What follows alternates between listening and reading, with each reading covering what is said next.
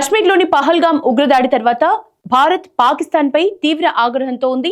ప్రస్తుతం ఇరు దేశాల మధ్య ఉద్రిక్తతలు తీవ్ర స్థాయిలో చేరుకున్నాయి. ఉగ్రదాడిలో 26 మంది మృతి చెందడంతో పాక్ పై ప్రతీకార చర్యలు తీసుకోవాల్సిందే అని ఇటు దేశవ్యాప్తంగా కూడా అటు ప్రపంచవ్యాప్తంగా కూడా డిమాండ్ వినిపిస్తోంది. పీఓకేను స్వాధీనం చేసుకోవటమే కశ్మీర్ సమస్యకు అసలు సిసలైన పరిష్కార మార్గం అని బ్రిటన్ భారత సంతతి ఎంపీ లార్డ్ మేఘనాథ్ దేశాయ్ తేల్చి చెప్పారు.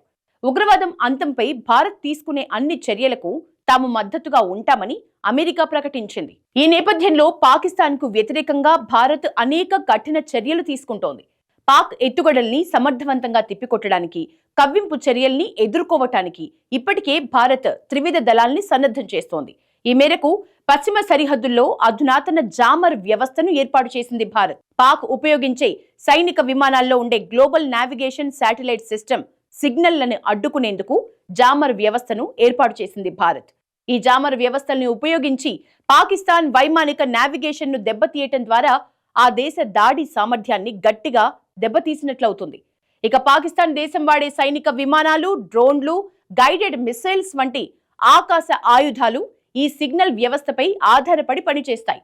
ఇప్పుడు ఇండియా ఈ సిగ్నల్లను జామ్ చేయటం ద్వారా పాక్ నావిగేషన్ వ్యవస్థ అంతా దెబ్బతింటుంది.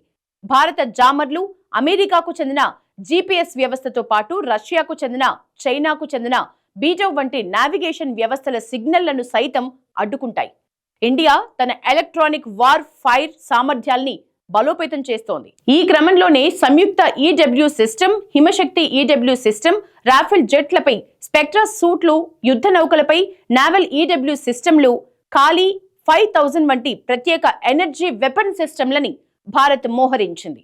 ఇది దాదాపు 200 కిలోమీటర్ల పరిధిలో సమాచార రాడార్లను అడ్డుకునే సామర్థ్యం కలిగి ఉన్నాయి. ఇంకోవైపు పాకిస్తాన్ తన ఈడబ్ల్యూ సామర్థ్యాల కోసం చైనా దేశంపై ఆధారపడుతుంది. వీటిలో Zarb coastal EW system, JF-17 fighter జెట్లపై ఎయిర్ బోర్న్ ఈడబ్ల్యూ ప్లాట్ఫామ్లు ఉన్నాయి.